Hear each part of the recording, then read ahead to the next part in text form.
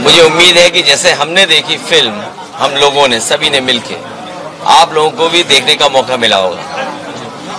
उससे बड़ी बात है कि आपसे मिलने का फिर एक मौका मिल रहा है हमें और आपको। ये फिल्म हमारे वीर जवानों के लिए और जो हमारे जवान हैं, फौज के जवान, जो उनका गौरवशाली इतिहास जिसमें हम लोग गर्व करते हैं, उसको याद दिलाता है।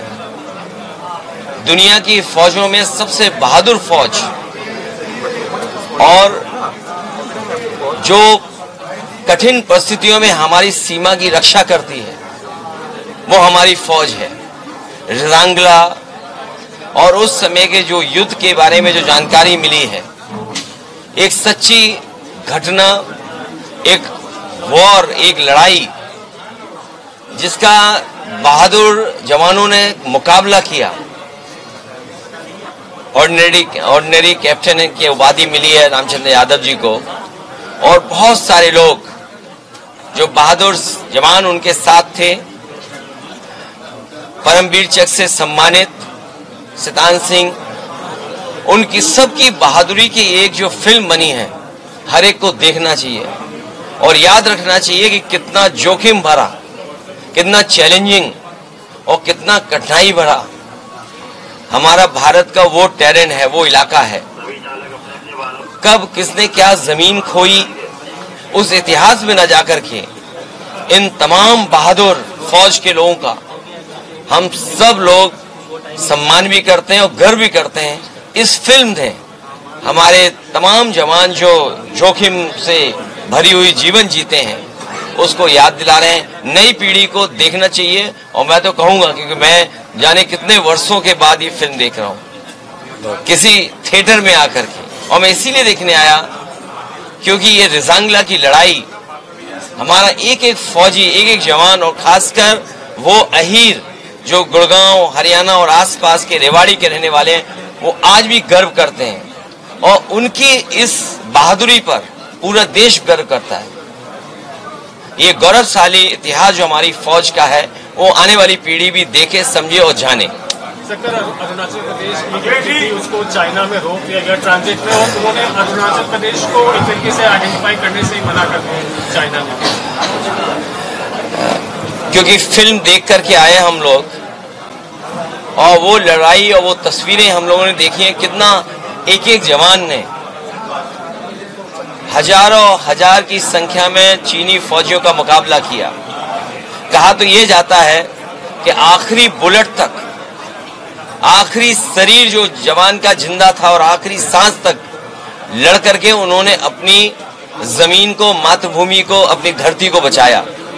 ऐसी बहादुर फौज जिसने आखिरी सांस तक लड़े हों, ऐसे बहादुर लोग जो आखिरी बुलेट तक लड़े हों, जो उनके पास था सब कुछ निछावर कर दिया।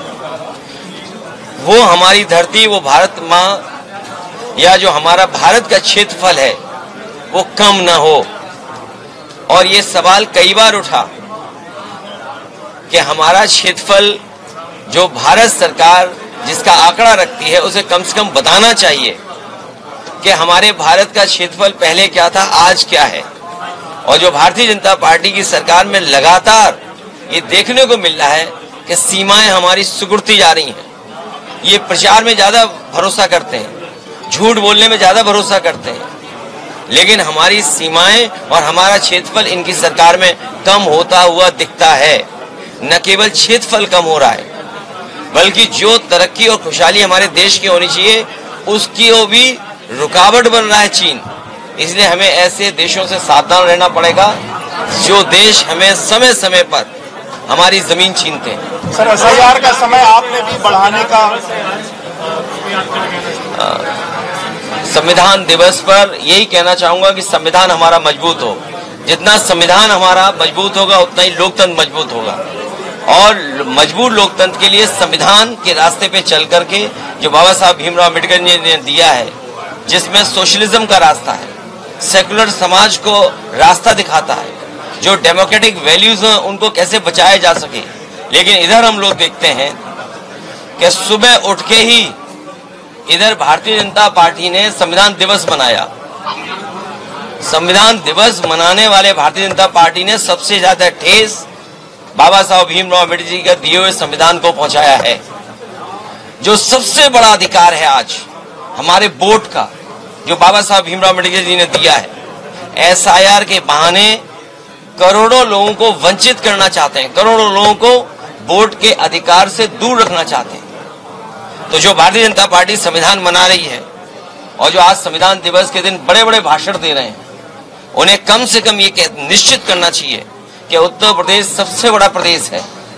यहाँ पर करोड़ों की संख्या में लोगों के वोट काटने की साजिश, षड्यंत्र और अधिकारियों के माध्यम से हो रहा है। अधिकारी जो लगाए गए हैं वो सोच समझ करके लगाए गए हैं, जाति के आधार पर लगाए गए हैं। ये बात मैं इतनी जिम्मेदारी के साथ कह रहा हूं, जब इतनी राष्ट्रभक्ति की फिल्म देख के आया हूं।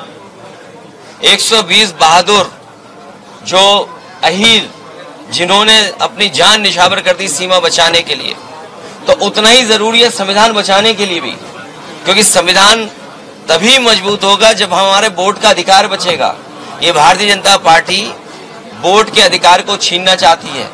यूपी में अभी बिहार के लोगों से छीना, बांग्लादेश, वो हमारे बांग्लादेश के बहाने वेस्ट बंगाल में न जाने क्या क्या साजिश षड्यंत्र कर रहे हैं।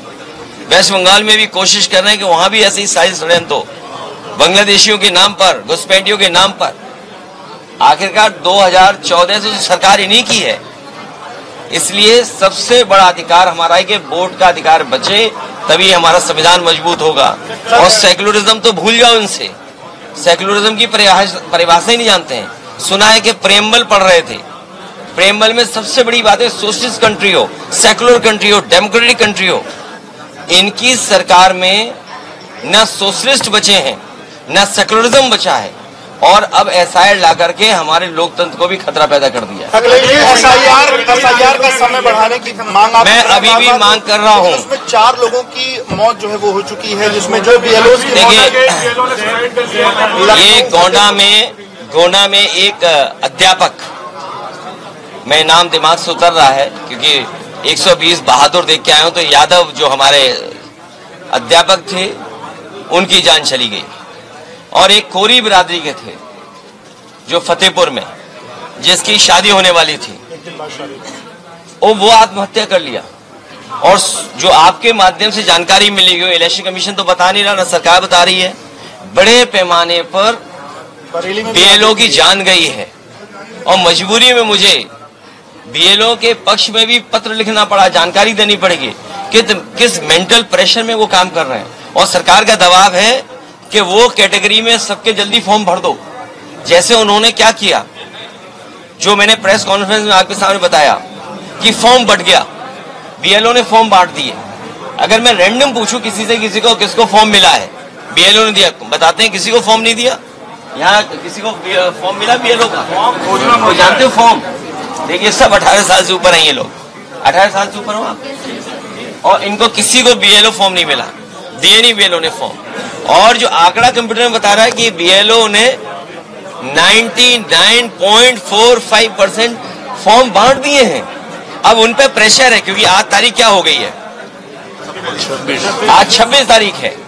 तो सोचिए 8-9 दिन में उन्हें पूरा भरा हुआ दिखाना है, तो वो बहुत सिंपल काम कर रहे हैं। जो आखिरी कैटेगरी है उसमें बिल्कुल जल्दी से फॉर्म भरे दे रहे हैं। इसका मतलब ये हुआ कि 2-2.5 करोड़ लोगों का, और उससे हो सकता है यूपी में 3 करोड़ लोगों का वोट काट देंगे ये लोग, 3 करोड़ लोगों का वोट काट देंगे। अब आप सोचिए,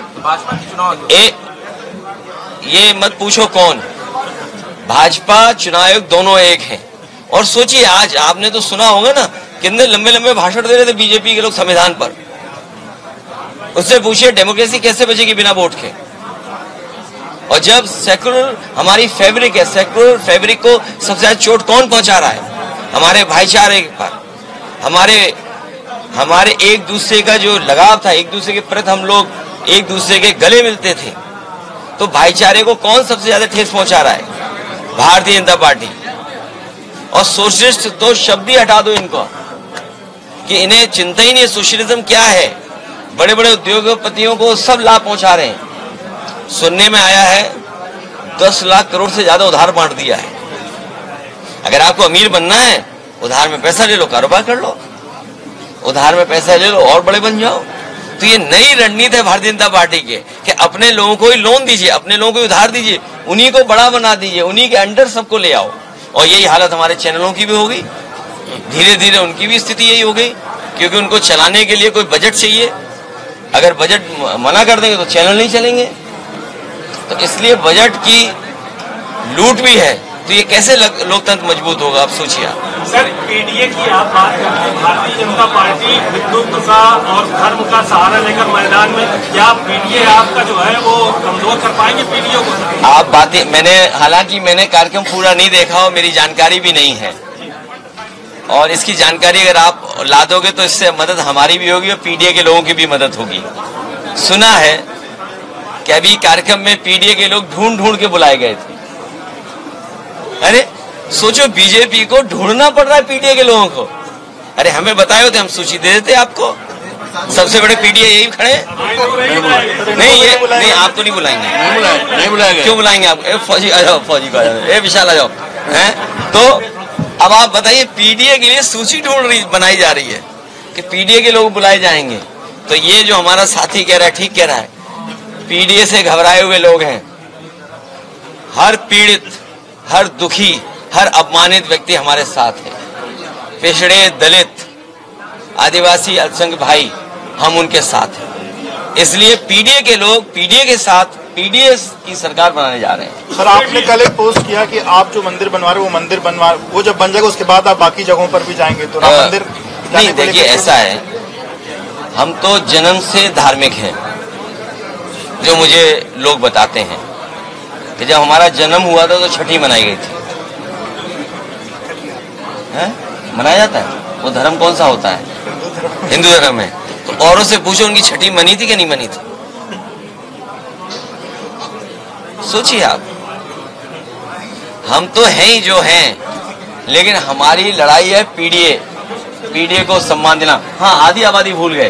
पीडीए का मतलब आधी आबादी भी है जो यहाँ खड़े हुए लोग हैं, आधी आबादी। सर, 130 बहादुर जवानों की फिल्म है, लोगों से अपील करेंगे देखिए इसको ज्यादा से ज्यादा। मैं चाहूंगा कि आप लोग भी देखें और इस घटना के बारे में, इस लड़ाई के बारे में, जो हमारे फौज के बहादुर और खासकर अहीर, खासकर यादव, उन लोगों ने जो जोखिम उठाया और उसका परिणाम ये हुआ कि उन्होंने जान निछावर कर दी, लेकिन धरती माँ, भारत माँ की धरती बचा ली। रेजिमेंट की मांग हो रही बहुत समय से। अरे भाई, मैं तो बहुत दिनों से मांग रहा हूँ। ये जो गुजरात के अहीर हैं, हरियाणा के अहीर हैं और राजस्थान के अहीर भाई लोगों से हमारा निवेदन है कि अगर हम अहीर रेजिमेंट मांगते हैं तो गुजरात में हमारा पुतला फूंकते हैं। अब आप बताओ ना, तुम मांग रहे हो ना अहीर रेजिमेंट, हमें खुशी है कि अगर हमारे साथी अहीर रेजिमेंट मांग रहे हैं। पहली इकलौती पॉलिटिकल पार्टी है जिसने अपने मैनिफेस्टो में ये लिखा कि अहीर रेजिमेंट होनी चाहिए।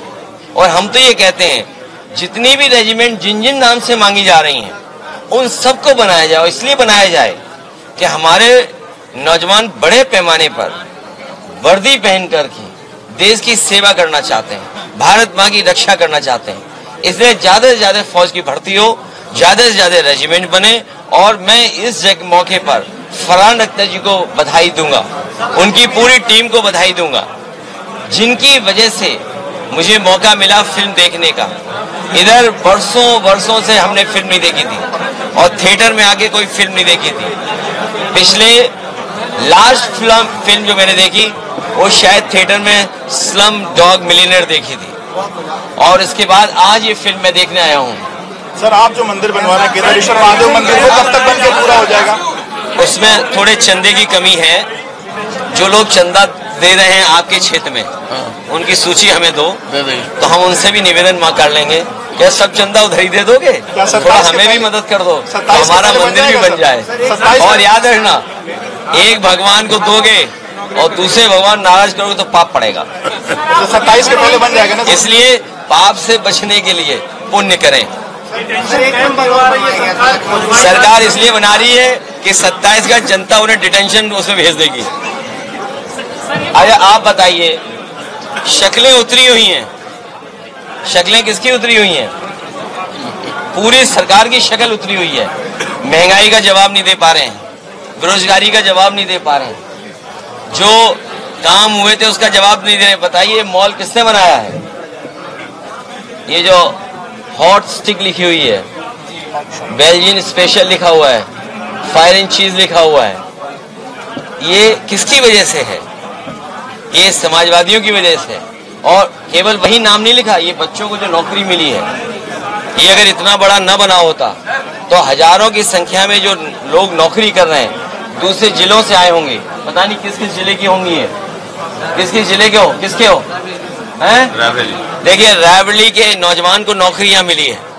ये समाजवादियों का बनाए हुए में रायबरेली के नौजवान को यहाँ नौकरी मिली, और केवल रायबरेली के नहीं और नौजवान हैं। तो इस मॉल में जो नौकरी मिली है, आपका टाइम कट जाता है आने पर भी। तो ये किसकी देन है? समाजवादियों की देन है। बीजेपी का योगदान जानते हो क्या है इसमें? बीजेपी का योगदान जानते हो? इसको बेच दिया। इनका योगदान केवल इतना, इसको बेच दिया।